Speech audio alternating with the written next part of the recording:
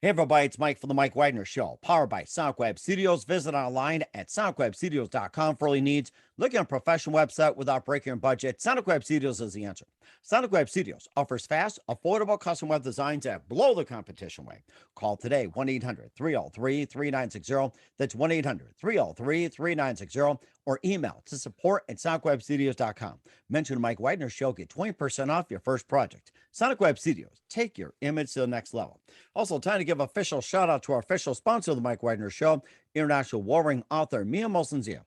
If you love fast-paced mysteries, you'll love Missing by Mia Molson-Zia, available on Amazon and paperback and ebook. Missing is fast-paced and intriguing with an unforgettable twist. Takes place in 4 countries, 2 strangers, 1 target, where truth is an illusion and those you love will be the first go missing. It's available on Amazon and paperback and ebook.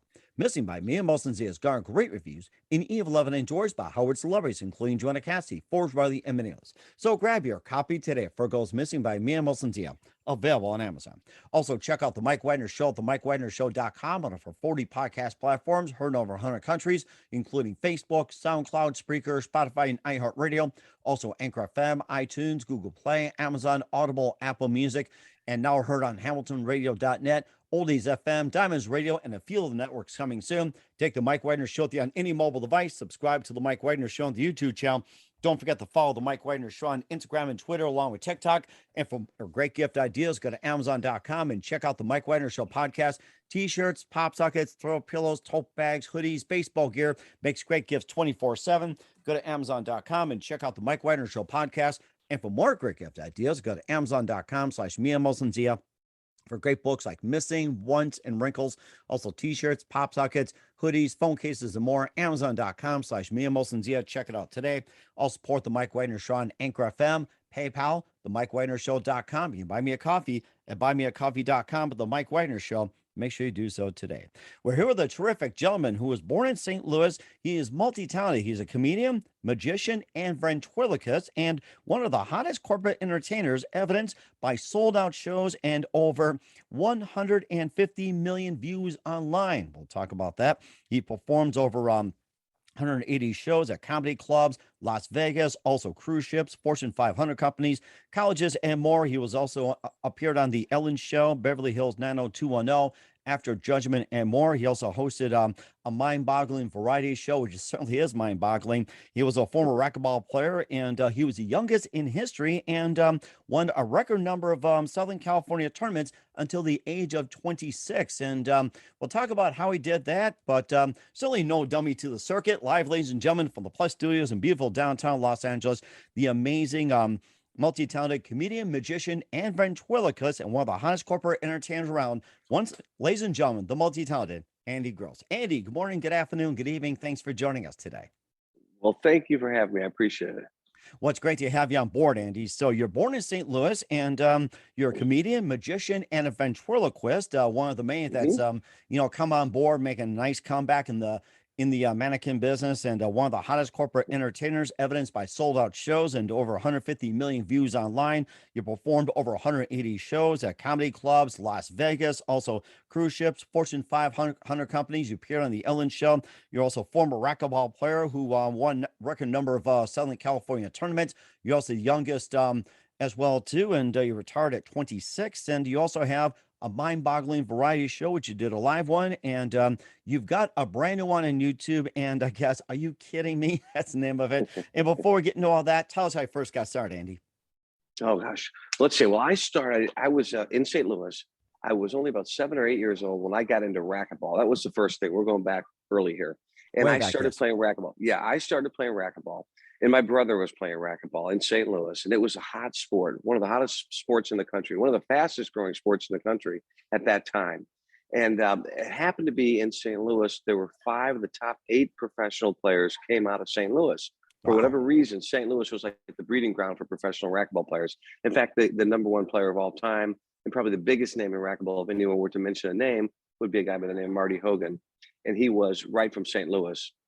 And this is a guy who was making $1 million a year playing racquetball, which was like unbelievable. So us as kids seeing this guy, it was like, he was like incredible to see this.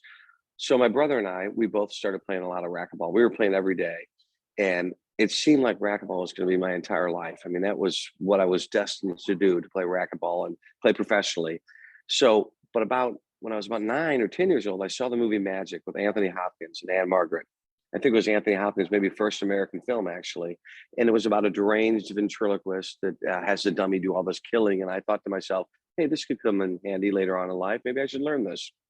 And so I really got intrigued with ventriloquism after seeing that movie. I remember asking my parents over and over, hey, how do they do that? How do they do that? How do they do that? And so my dad finally said, I don't know, just go to the library and figure it out. I did. Typical dad. Yeah. But he did know. To this day, it's actually a mystery. Actually, he did know a few things. He goes, they use certain letters and they substitute certain letters so their lips don't have to move. And he was right. And to this day, he's passed a couple of years ago, but I think about it. I go, how did he know that? How did he even know that back then? Which is pretty cool, But he was right about that. And he was also right about going to the library.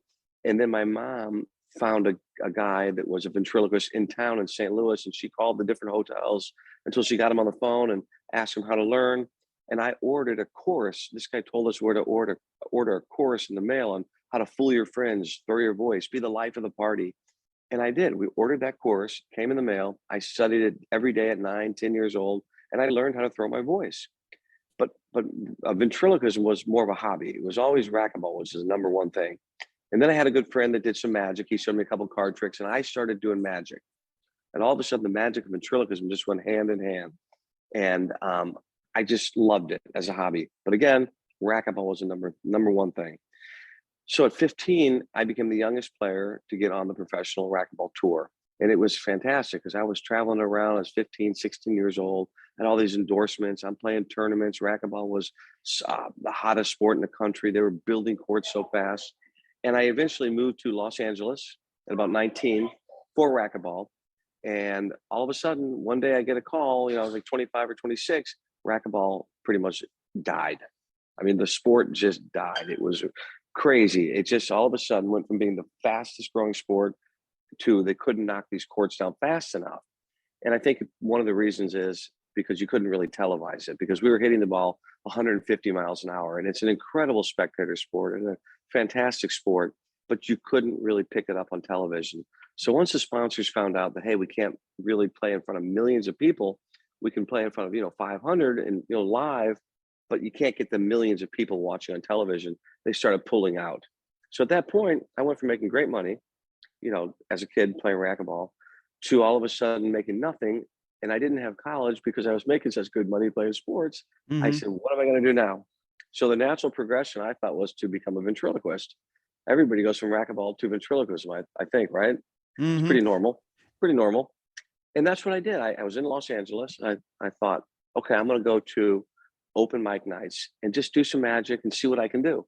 And I did that. I went to these open mics, and before long they said, hey, it's pretty good, but can you make it a little funnier? I was doing the magic, but they said, make it funnier because we're a comedy club. So I started adding humor to it. And then they said, come back next week, come back the following week. And then I began the middle act. Then I started doing some cruise ships and corporate shows, and I never looked back. And 25 years later, here I am, and loving it. It doesn't feel like I've ever worked a day in my life, basically, which is fantastic for me.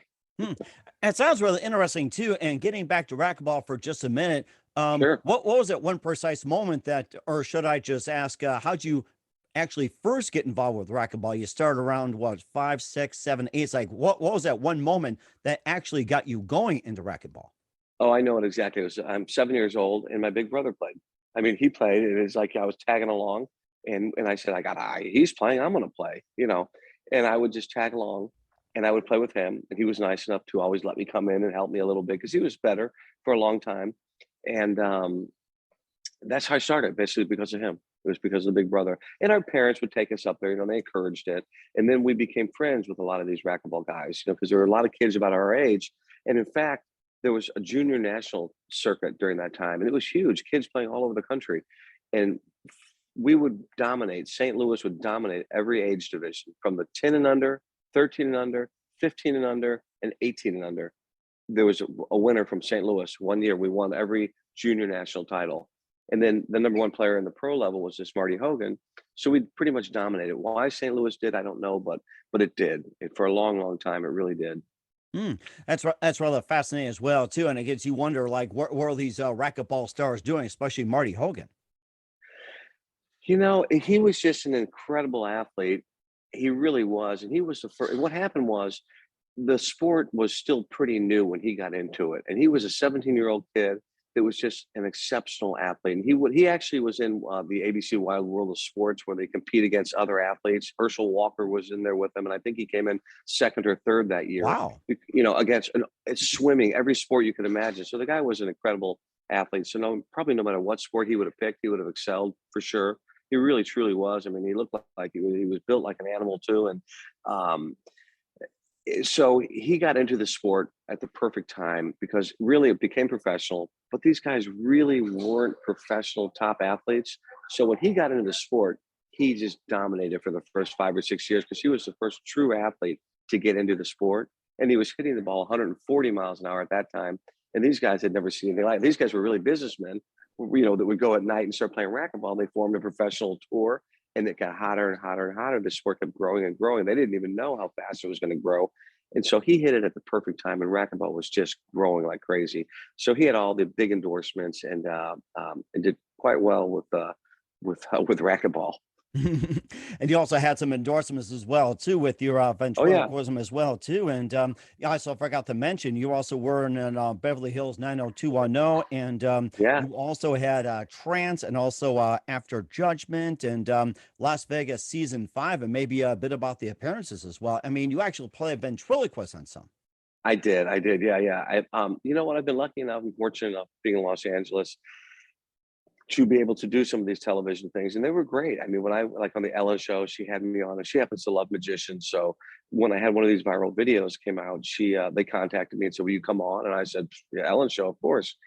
So that was great. And she was wonderful. She was great to me, and had a fun little spot on there. And Beverly Hills 90210, that was the original one that was very popular. I think it was the most watched show maybe ever at the time. Oh And I wow, did. I yeah, played yeah, season 1, it I was remember that. huge. Yes. Oh, it was huge. That show was huge. And so it was fun. I remember sitting we had the trailer, and I didn't have a huge part, but I played the ventriloquist and, a few lines in there and everything. And I think the dummy had more lines than me. I'm not sure we got paid extra, but I remember going to the audition. It was kind of funny. I had to get to the audition, and I had an agent at the time. They called me and they said, "Hey, can you get to Hollywood by 5 o'clock or 6 o'clock?" And I said, "Well, I'm way in the valley, and I don't know if you know Los Angeles, but it's pretty far. And I mean, it Mhm. couldn't have been more than 35, 40 miles, but in Los Angeles with traffic, that's 2.5 hours. It's crazy." I said, "I got to go home first. I got to get the dummy. I got to this, I got to that." So they said, "Just get there. They're going to wait for you. They're going to wait." And I said, "I'll Mm. try." And I'll never forget. I put the dummy. I strapped him in the seatbelt next to me. So and I put him in the passenger seat, and we took the diamond lane. And I was just hoping the police would just think it's another person or kid sitting there. And that was my first line because I was about an hour late. And these casting directors are all pissed. They're sitting there waiting for me. And I come walking in with this puppet. And they're like, "Oh boy, here we go." And I said, "Hey, we got here as fast as we could." I put him in the seatbelt. We took the diamond lane, and that kind of broke the ice. They started laughing, and we had a good audition. They said, "Can you be here tomorrow at 6 a.m.?" I said, "Yeah." "Good, you got the job." I said, "Okay, great." So and it was neat because at the time that was the original cast, and I remember sitting in the trailer and Tori Spelling and Ian Ziering, I guess it was, and a couple, and who's since passed was the big one on there, Luke Perry, Luke Luke Perry. Perry, and Yeah, they Shannon were all Doherty. sitting in my Yes. yeah. They were sitting in the trailer with me, and I'm showing them card tricks and doing magic tricks, and they're playing with the puppet and stuff, and they were great kids. They were all really, really super nice to me. Oh my gosh, that's really interesting. It was We'll neat. talk more about your amazing ventriloquism career with Andy Gross, but first, listen to the Mike Wagner Show at the MikeWagnerShow.com, powered by Sonic Web Studios. Visit online at SonicWebStudios.com for all your needs. Looking at a professional website without breaking your budget, Sonic Web Studios is the answer. Sonic Web Studios offers fast, affordable custom web designs that blow the competition away. Call today, 1-800-303-3960. That's 1-800-303-3960. Or email to support@sonicwebstudios.com. Mention Mike Wagner Show, get 20% off your first project. Sonic Web Studios, take your image to the next level. Also, time to give official shout out to our official sponsor of the Mike Wagner Show, international warring author Mia Molson-Zia. If you love fast-paced mysteries, you'll love Missing by Mia Molson-Zia, available on Amazon in paperback and ebook. Missing is fast-paced and intriguing with an unforgettable twist. Takes place in 4 countries, 2 strangers, 1 target, where truth is illusion and those you love will be the first to go missing. It's available on Amazon in paperback and ebook. Missing by Mia Molson has garnered great reviews, and Eve 11 enjoys about how its celebrities, including Joanna Cassidy, Forbes Riley, and many others. So grab your copy today for Goes Missing by Mia Molson, available on Amazon.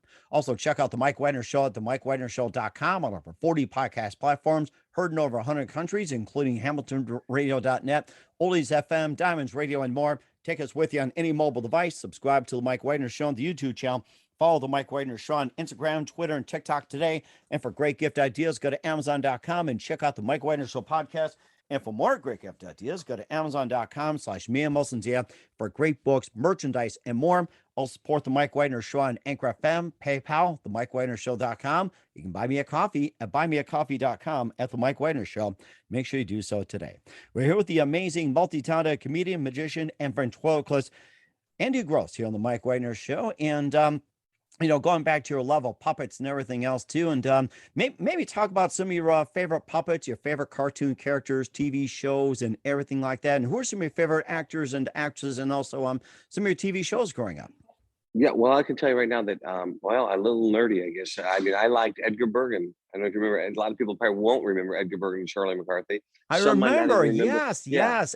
We're in the same ballpark. Who doesn't and it's remember? funny because well, a lot of people, you'd be surprised. A lot of people I used to say, a Candace Bergen's father, but now people don't remember Candace Bergen. It's like, oh boy, now I'm going to say, who else can I reference?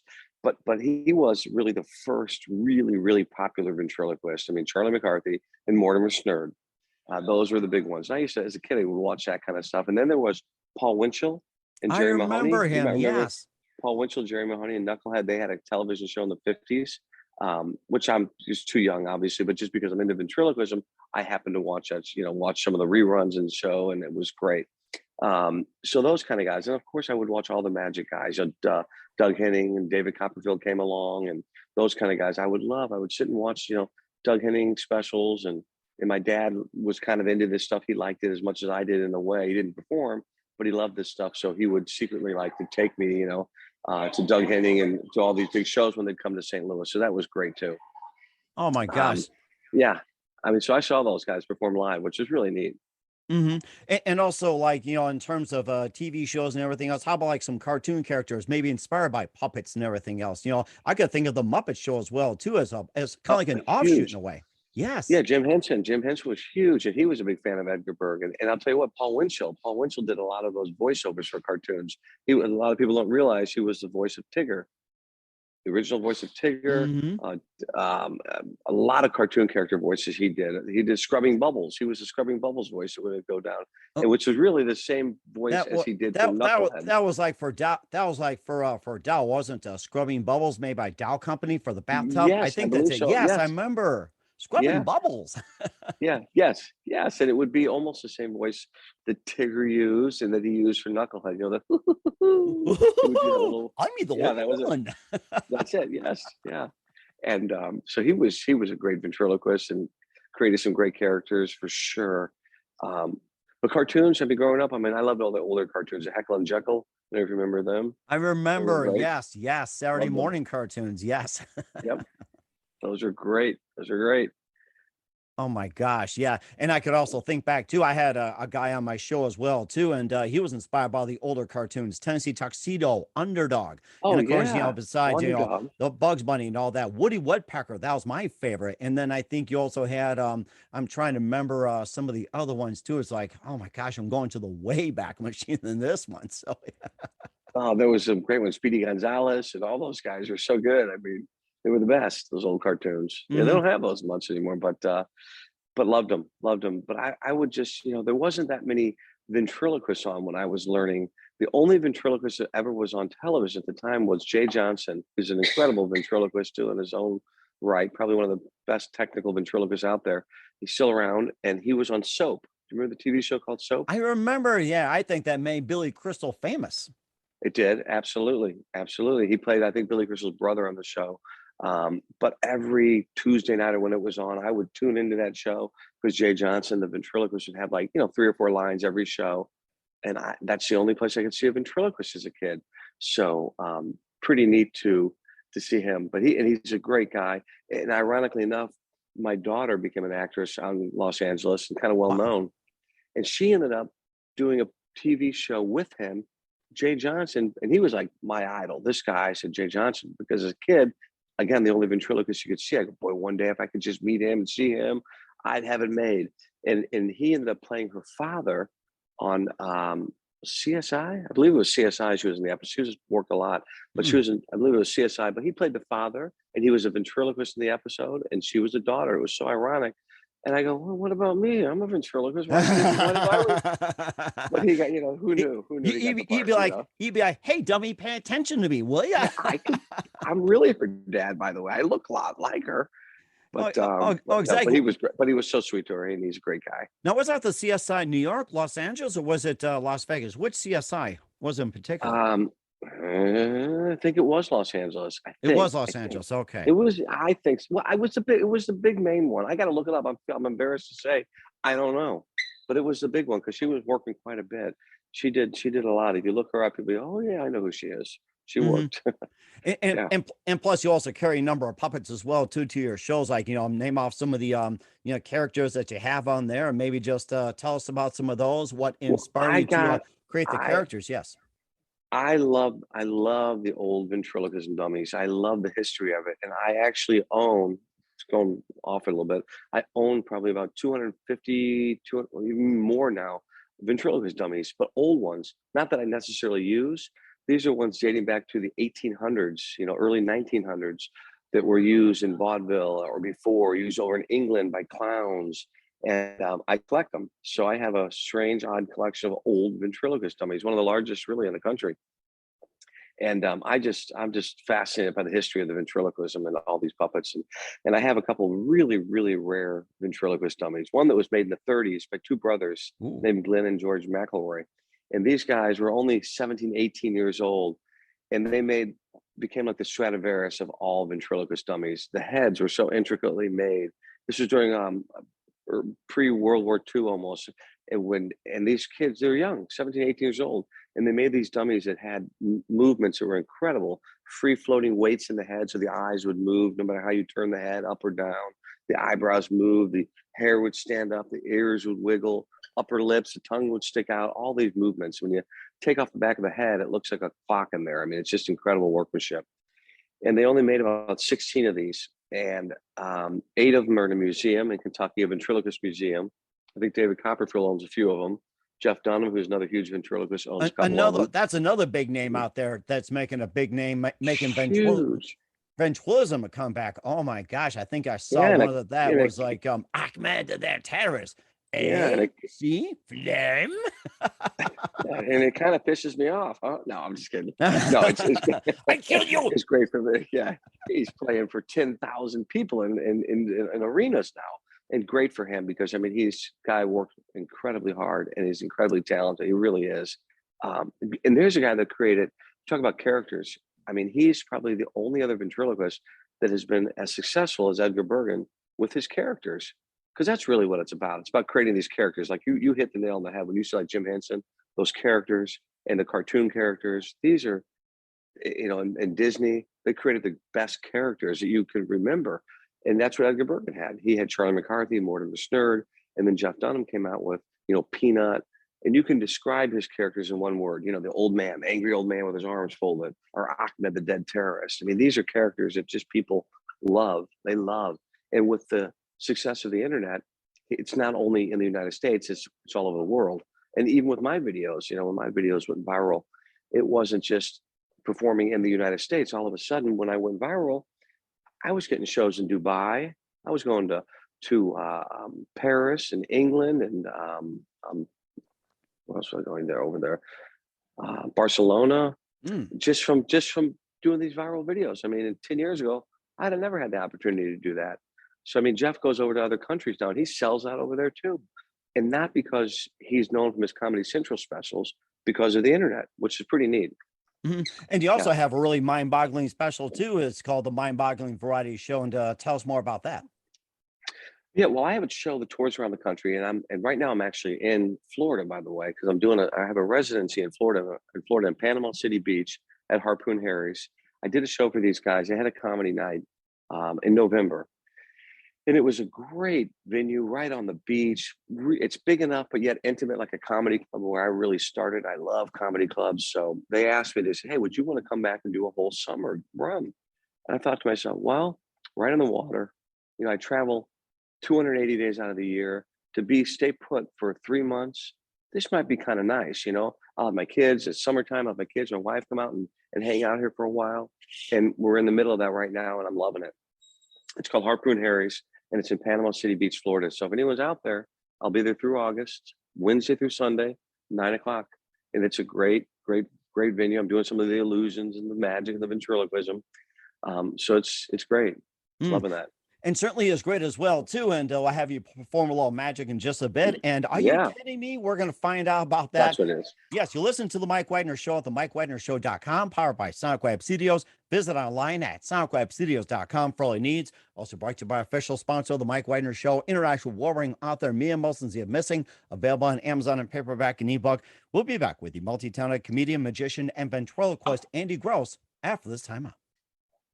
We're back with the amazing multi-talented comedian, magician, and ventriloquist Andy Gross here on the Mike Widener Show, and going from racquetball to ventriloquism and just enjoying life as well too. And of course, you got to ask the question. You got a new one. Are you kidding me? Let's talk about that. Yeah, that's exciting for me. That's a big deal for me. I came out with a new special called Andy Gross. Are you kidding me? And when I started doing these videos online and they started going viral, I thought, this is great. But now I want to do a whole special. I want my own special. And I went ahead and I did it during the pandemic, right after the pandemic, actually. I thought, you know what, I'm going to put it on YouTube and I'm going to let everyone be able to watch this thing. And that's what we did. I went out, I filmed a lot of new stuff. I took some of the old popular stuff and I put it together into one show called Andy Gross, Are You Kidding Me? And we put it up on YouTube. And it's doing great right now. I mean, it really is. People are loving it. It's getting great reviews. And I'm going to keep those episodes going. And I think that's really the way for me to go right now, is because I like to tour. I'm kind of a road warrior, so I love touring. And as long as my videos are doing well online, people they don't maybe necessarily know my name. It might not be that big, but they do know the videos. So when I come to a town and someone sees those videos, they go, wait a minute, this guy, wow, he's going to be here. I've seen his videos. Let's go check this guy out. So we're filling seats. We're going to theaters, these 500 to 700 seat theaters, and we're filling them up. And I'm having the best time, and the audiences are coming out and they're enjoying themselves. And so as long as I keep making these videos, I'll keep filling seats, and that's what I love to do, because I love to get out there and meet people and perform live and make them laugh. I really do, because it was tough during the pandemic when I couldn't perform. I was like, I wanted to get out there. I was having to perform and do these pranks on my wife and kids, and they were getting sick of me. They're like, get out of the house. I did. They're like, are you kidding? This is ridiculous. And you also probably drove the puppets crazy as well, too. So I did. Kill you. I did. I drove them nuts. Oh my gosh, too. But yeah, but the show is doing well, and I'm real proud of that, because I did work hard on that. And there's a lot of new stuff. And it's funny because we do some pretty wild stuff on there. So, I think people go check it out. They're going to see some new stuff as well as the old stuff. But I've been having fun with that. I really have. And I got so much more stuff coming out. But I got to get through this residency that I took. And then I'll get back to LA and I'll start filming more. Mm-hmm. And of course, getting back to residency as well, too, Los Angeles. And of course, maybe you can perform a couple of tricks as well, too, here on the Mike Widener Show, since being a magician. And let's do it. I'm ready. Absolutely, yes. Right here. Okay. I'm prepared. All right. What is that? Hold on. I think that pulled a magic trick out. There we go. There we go. Okay, good. Okay. All right. Now let's assume, Mike, that I have 4 cards right here. All right. I have 4 queens, actually. 4 queens. I'm going to take 2 of them. Watch. 1, 2. I removed 2 of the queens. Did I remove the 2 red ones or the 2 black ones? You tell me. I'm going to go red. Perfect. Gone. You're right. Now that leaves us the 2 black ones, right? Mm-hmm. Do you want spades or clubs? You tell me. Spades. Watch. Woohoo! Now check this out. Now you could have said anything, but look, this is the only red one. It's the only red one out of the blue. Mm-hmm. And you know what? I didn't even bother bringing the other queens. How do you like that? Huh? Oh my gosh, Could have yes. said anything. Could have said anything. Well, here's Uh-huh. another one for you. I'll tell you what. Here's one for you. Should we do another? Ready for Absolutely. another one? Yeah, Okay. All sure. right. It's always hard to do magic on radio. You know what I mean? It was like, but then again, Edgar Bergen was a ventriloquist on the radio. Mhm. How about that? You know? And he's no dummy about that, right, dummy? That's right. The funniest story I ever heard about him, though, when he was really popular, I think it was Chase and Sanborn Coffee Company. They wanted to hire just Charlie McCarthy. They said, you know what? We want to hire Charlie McCarthy. Edgar's not that funny. They didn't know he was a ventriloquist team. They wanted just Charlie. They said, no, you don't get it. That's a ventriloquist. He is the dummy. You know, he's the same guy. I thought it was kind of an interesting story. Okay. So I have a deck of cards. I want you to think of any card, any card. I have no idea what you're thinking, right? Okay. But I have prepared this deck by reversing one card. So there's one card reversed in this deck. I want you to call out loud the card you actually are thinking of right now. Ace of spades. Kind of a common one. Do you want to stick with that one or change? Totally up to you. Ace of spades. Ace of spades. Watch. I'm going to take the cards out. They're right in your view the entire time. I'm going to go through the cards looking one by one for one card reversed. And there is one card reversed right there. Check it out. Watch. Boom. Woo! Oh my gosh, that's so amazing. I love it. Magic is wild. I mean, you know, it's to me, I get such a kick out of it that you can just fool someone like that. You know, it's like, wow, in the world, you know, some of these, and you really can't figure them out. I remember as a kid, my dad would always say to me when he took me to these magic shows, he would say, "You really want to know how it's done?" I go, "Yeah, I want to know."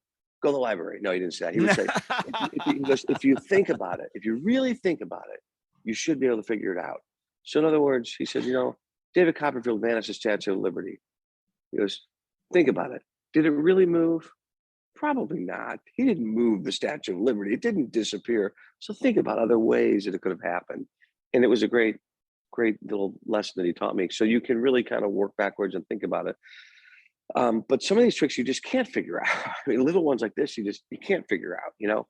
And the best audiences, and that's only me. I mean, only guys like there's certain people that have that brain that just want to figure it out.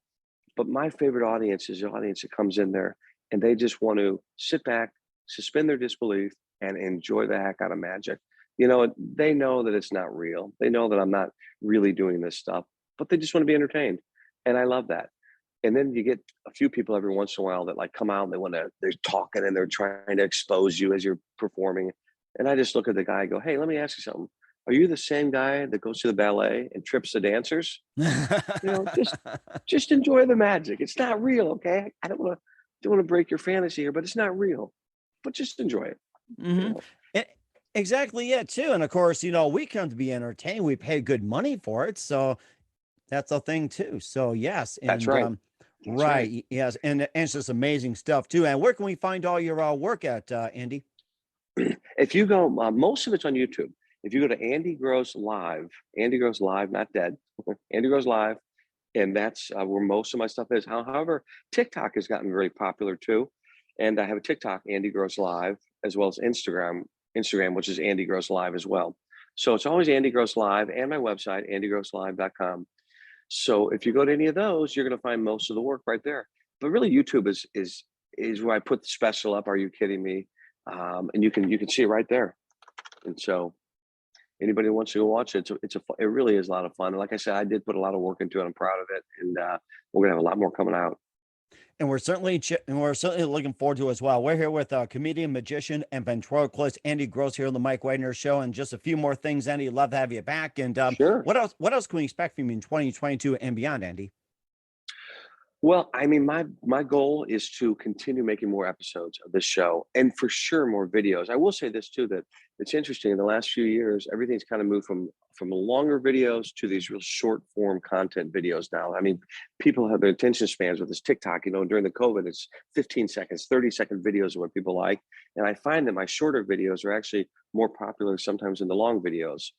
Although people will sit down at night and they'll turn on an hour special or 45-minute special and just sit back and relax and watch the whole show. So I'm doing both. I'm doing the short form content and I'm doing the longer stuff too. And I'm going to continue probably ramping up the touring more than ever this coming year. So once I finish this residency, it goes through the end of August. In September, I'm already back on the road. In October, it's like crazy, and then it'll just keep going from there. And certainly looking forward to as well, Andy. Who do you consider biggest influence in your career? Oh, that's a good question. That's a tough one. You know what? Probably I have to say, I know it's kind of sounds a little corny now, but my family really. I mean, they've been the biggest supporters. You know, my dad was a huge supporter of it, what I did, and my wife, my kids, they all love what I do, and without them, I couldn't be doing this. I really couldn't. Mm-hmm. And certainly amazing too. And what's the best advice you can give to anybody at this point? If they want to do what I'm doing, is that what you It mean? can be anything in general. Well, they should probably wait till I retire and then they should start. No, you know what I will say? I will say this. This is what I found for me. In nowadays with the internet, I wouldn't wait around. If you're an entertainer, you're doing any kind of entertainment, you have the internet in front of you now. You don't have to wait around for Hollywood to find you. You can come to them now. You know, you have a podcast like you're doing it. You know, millions of people might be watching you. I put a video out there. Millions of people found me. Now I'm touring. I didn't have to go get on Johnny Carson. You know, that was great in the old days. If you could get on the Tonight Show, Oh, with I Johnny love Carson, Johnny Carson. He was my great. favorite. Now he was a ventriloquist and magician too, by the way. I don't know if you knew that, but he started as a ventriloquist magician, and he loved it. And he was one of the only talk show hosts that would really give respect to magicians and ventriloquists. I mean, like Letterman would kind of make fun of him. You know, we have ventriloquist week. He was making fun of them at first, but all of a sudden they became very popular because ventriloquism got so popular. Which, by the way, I didn't really touch on that, but an interesting thing is the ventriloquism and magic in the last 10 years has gotten so enormously popular again. And I think a lot because of America's Got Talent. Penn and Teller has a show called Fool Us. Mm-hmm. And really, out of the last, 11 years, maybe America's Got Talent has been on, there's been 3 or 4 ventriloquists that have won. And there's been like 3 or 4 magicians that have won out of the 11 years. So it used to be in the old days, you'd call some bookers and they would say, yeah, well, you know, ventriloquism doesn't sell well. We don't know. It's a dying art. But now I can kind of, oh, yeah, well, have you watched America's Got Talent? Have you watched these shows? Because I think you're wrong, you know. And now Darcy Lynn, who was a young ventriloquist girl that won America's Got Talent, she's got it with kids. Kids are back in this. I mean, I'm doing my shows and kids are showing up. I'm looking out in the audience and they've brought puppets to the show, which is really neat. So kids are in the audience holding their puppets up, you know, and you know, coming up to me and talking to me afterwards. And I just think it's great. I mean, it couldn't be a better time for me. And it's going to keep the art going for a long time, both magic and ventriloquism, which is really great. Mm-hmm. And certainly as well too. And we're here with comedian, magician, ventriloquist, the multi-talented Andy Gross here on the Mike Wagner Show. Andy, very big thank you for your time. You've been absolutely fantastic. Learned a lot from you. Thank you. It's great. And looking forward to having you again soon. Make sure you keep us up to date, keep in touch. Love to have you back. And once again, tell us about your upcoming projects. What's your website? How do people contact? Where can people purchase or check out your works? Yep. Go to andygrosslive.com. And that's andygrosslive.com for the website. It's Andy Gross Live for the YouTube, Andy Gross Live for Instagram, and Andy Gross Live for Facebook, and Andy Gross Live for TikTok. So many, I forget them all. But it's always Andy Gross Live. If you just type in Andy Gross Live, you're going to find me. Yes, we certainly will. Once again, Andy, very big thanks for your time. You've been absolutely amazing. Learned a lot. Looking forward to having you again soon. Make sure you keep us up to date. Keep in touch. Love to have you back. We wish you all best. And you've got a great future ahead of you, definitely. Thank you, Mike. Same to you. Thanks.